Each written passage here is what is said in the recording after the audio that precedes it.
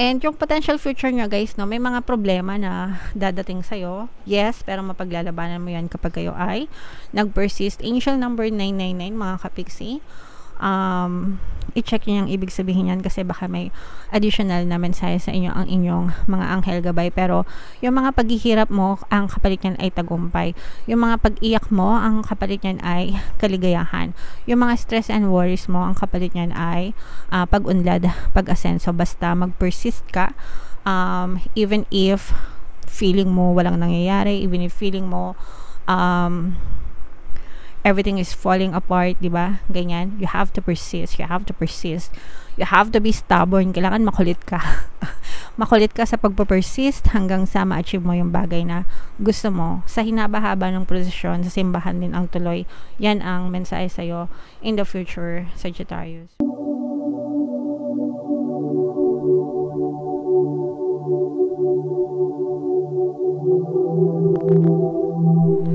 Hello guys, hello Sagittarius, welcome back to Pinay Pixie Tarot. Ang pamagat ng ating episode for tonight is Story Mo Ba To? Ito isang timeless reading para sa Sagittarius, Sun, Moon, Rising, Sign, and Venus. Sa reading na to mga kapiksi, titingnan natin where you are right now. Excuse me. Mga potential and challenges nyo, what you need to focus on, past, present, and future energy, mga kapiksi, mga suggested approach, and yung potential future nitong story na to. Alright? So, shuffle ko yung cards guys. Hanapin ko yung energy ng Sagittarius.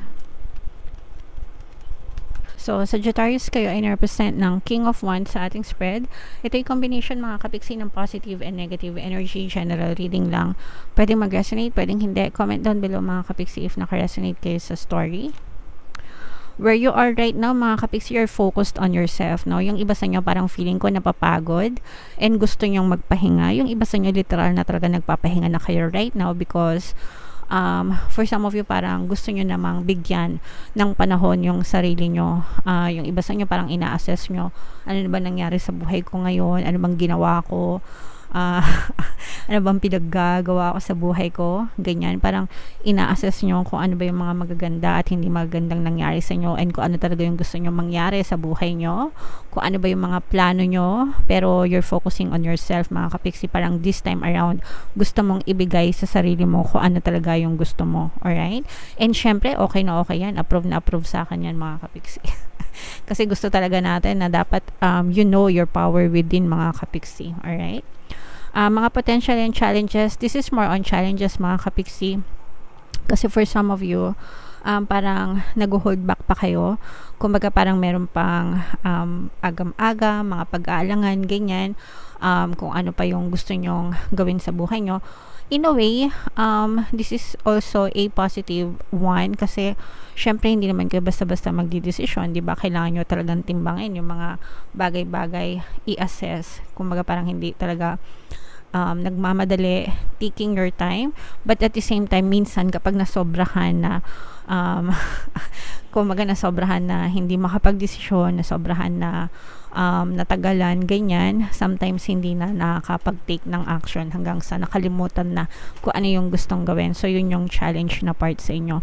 So dapat mga kapiksi, kapag may decision ka, maging decisive ka, and dapat sinasabayan mo agad ng action because yung action mo and yung positibong mental diet mo, that's where that's what will be giving you results. Yun yung makakapagpabigay sa'yo ng resulta. Ang kaibahan ng taong nakakaalam sa taong nagwawagi ay nasa pagkilos mga kapiksi. Always remember that. Okay? What you need to focus on mga kapiksi, hindi kayo nag-iisa, no? There are other people na gustong tumulong sa'yo. May mga sumusuporta sa inyo, may mga, kumbaga may cheering squad kayo, may supporters kayo, no? So, I'm also sensing na parang meron kayong best friend na matagal na, kaibigan, ganyan, confidante. Tapos parang sa kanila nyo sinasabi yung mga plano nyo, yung mga gusto nyo mangyari, and binibigyan ka nito ng emotional support na, go girl, kaya mo yan. Yes friend, go go go lang, yung mga ganyan, no? So, yeah, nakaboost yun ng inspirasyon mga kapiksi, nakaboost ng confidence kapag alam mo na may naniniwala sa'yo. Okay? sa iyong recent past mga kapiksi, may mga pagkakataon na dumating na sa iyo, no, pero baka na-miss mo yung mga opportunities na yon in your recent past kasi baka hindi mo siya masyadong nabigyan ng attention, baka iba yung priority mo dati, iba yung focus ng attention mo, pero ngayon parang gusto mong balikan yung mga lumipas na panahon yan, and parang this time around you want to make it work for you. Okay? Angel number 444, guys. So, check nyo yung ibig sabihin yan. Baka may additional na mensahe sa inyo ang inyong mga anghel gabay. Your greatest strength, mga kapiksi, is mahilig kayong mag-research, mahilig kayong mag-observe, mahilig kayong kumbaga parang tumingin muna, ganyan, manimbang muna, hindi kayo basta-basta nagdidesisyon, o hindi kayo impulsive, hindi kayo kumikilos ng walang basihan, okay? And again, okay lang yan mga kapiksi, pero sabi ko nga, pag nasobrahan na puro observe na lang tas walang kilos, sometimes baka mag-backfire din kasi wala ka talaga makikitang resulta. So take your time if you must, pero dapat take action din if you must, okay? I hope you get what I mean, mga kapiksi. In the near future, this is your energy, mga kapiksi. You will be the one in control of your life, okay? Fire sign energy, Aries, Leo, Sagittarius, this is your energy, feminine energy. So, ikaw ang may control sa buhay mo. Ikaw ang ikaw ang susi. Ikaw ang susi ng iyong tagumpay. Always remember that.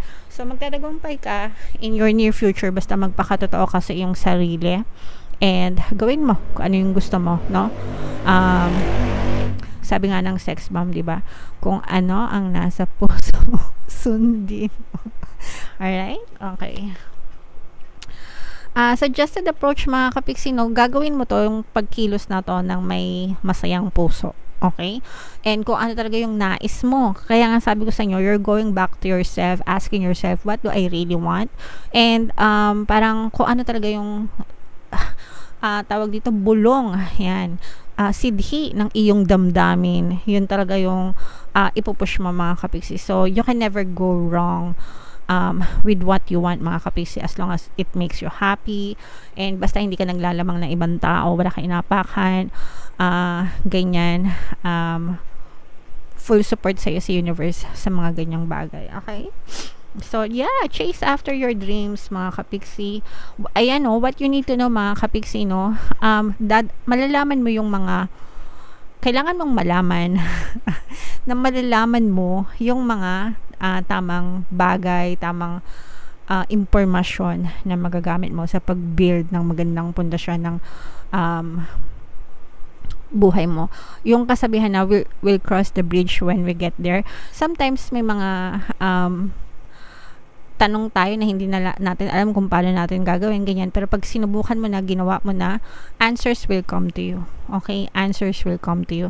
And the universe are giving you those answers, mga kapiksi. So, even if hindi mo alam yung gagawin mo ngayon, or wala ka pang malinaw na plano, ganyan, just take one step at a time, yung mga maliliit na bagay, ganyan, towards your desire. And kapag nandun ka na, doon mo marirealize na, dapat pala gawin ko to, dapat pala ganito, dapat pala ganito, no?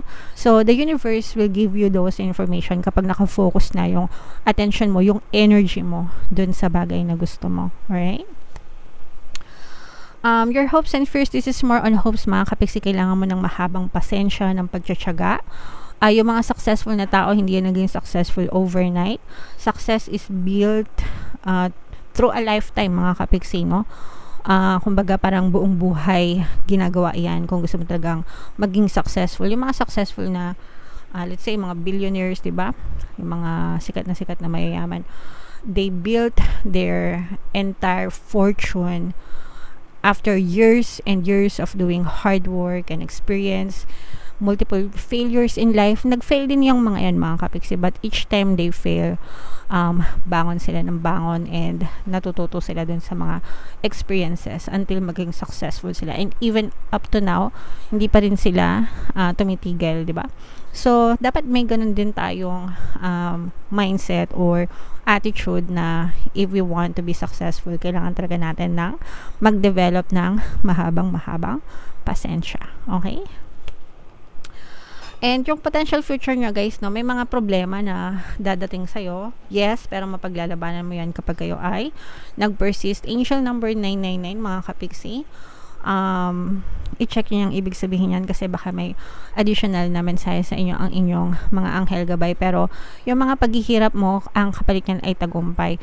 Yung mga pag-iyak mo, ang kapalit niyan ay kaligayahan. Yung mga stress and worries mo, ang kapalit niyan ay pag-unlad, pag-asenso. Basta mag-persist ka, even if feeling mo walang nangyayari, even if feeling mo everything is falling apart, di ba? Ganyan. You have to persist. You have to persist. You have to be stubborn. Kailangan makulit ka. Makulit ka sa pagpapersist hanggang sa ma-achieve mo yung bagay na gusto mo. Sa hinaba-haba ng prosesyon, sa simbahan din ang tuloy. Yan ang mensahe sa'yo in the future, Sagittarius. Alright? So, imay nyo na yan, guys, no? Itong success na to, itong tagumpay sa future, mga kapiksi, imay nyo para talagang experience nyo in the future, talagang malampasan nyo itong if you're facing problems and kung ano man yung gusto mo talagang ma-reach mo para sa iyo. Alright? So, comment down below, Sagittarius, if naka-resonate kayo dyan. Shuffle ko tong cards, guys. Tingnan natin yung mga additional na mensahe sa inyo. Habang sinashuffle ko to, panoorin nyo muna tong video natin regarding sa ating paano mag-manifest ng abundance video course. Kapiksi, sawa ka na ba sa mga struggles at hirap sa buhay mo? Masipag ka ba at masikap sa buhay ngunit hindi ka pa rin umaasenso? Ilang beses ka na bang nag-attempt magnegosyo at mag-invest pero palagi ka pa rin nalulugi? Sa pagkakataon na ito ay maaaring may subconscious beliefs ka na nagiging balakid sa iyong pag-unlad at pagyaman. Introducing, paano mag-manifest ng abundance video course. Dito ay matututunan mong ma-overcome ang mga balakid mo para tuluyan ka ng umunlad, umasenso, sumagana, maging matagumpay, successful at maswerte sa iyong kabuhayan, pera, trabaho, negosyo, salapi at kaperahan ng bonggang-bongga. Dali, mag-send na ng email sa pinoypixitaro@gmail.com at simulan na ang iyong pagyaman ngayon. Alright. So, gusto mo bang yumaman, kapiksi? Kung gusto mong yumaman, umunlad at umasenso ng bonggang-bongga, mag-avail ka ng course kasi sobrang ganda talaga niyan, guys. And good news, no? Kasi magbibigay ako ng 10% discount sa lahat na mag-avail ng course until October 31, mga kapiksi. So, mag-avail na kayo. And meron din tayong email coaching, manifest your desires using the law of attraction. If meron kayo mga specific na gusto nyong i-manifest, pwedeng love and relationship, guys. Pwedeng money or career. Pwede kayo magpabook ng email coaching session with me. Mag-send lang kayo, guys, ng email sa pinoypixitaro@gmail.com. Grabe, sobrang ganda nito, guys. Blessed. Okay? Yan, close up natin para makita nyo. So, imay nyo na ito, mga kapiksi. Ito yung mga blessings, pagpapala, no? So, talagang kayo pinagpapala ni universe, guys. So, I am blessed. I-comment nyo yan sa baba. I am blessed. Pinagpapala ako. So, i-comment nyo yan, mga kapiksi, para talaga maramdaman yung mga blessings na galing from the universe. And you should be grateful, no? Kailangan palagi kayo nagpapasalamat and i-appreciate nyo mga blessings. The more na na-appreciate nyo yan, the more na papakitaan kayo ni universe na blessed talaga kayo. So, on a daily basis, palagi nyo sabihin, I am blessed, I am blessed, I am lucky, I am blessed. Pinagpapala ako. Ganyan. Alright? And round and round, mga kapiksi, ibig sabihin ito paulit-ulit, no? Kung positive yung paulit-ulit, okay lang yan.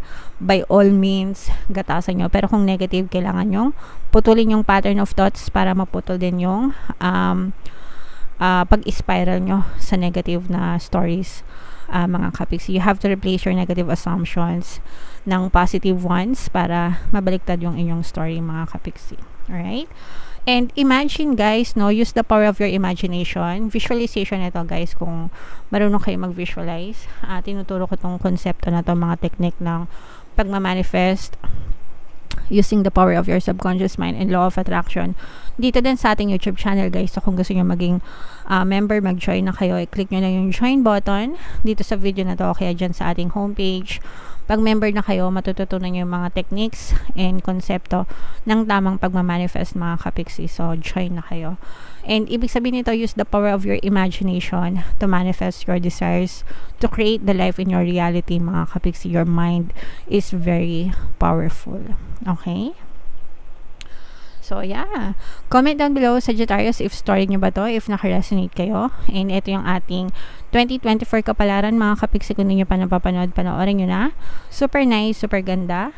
And ito naman yung ating success stories ng paano mag-manifest ng abundance video course. Thank you for liking, sharing, and subscribing, mga kapiksi. And see you again next time. I love you all, guys. Have a nice day. Bye-bye.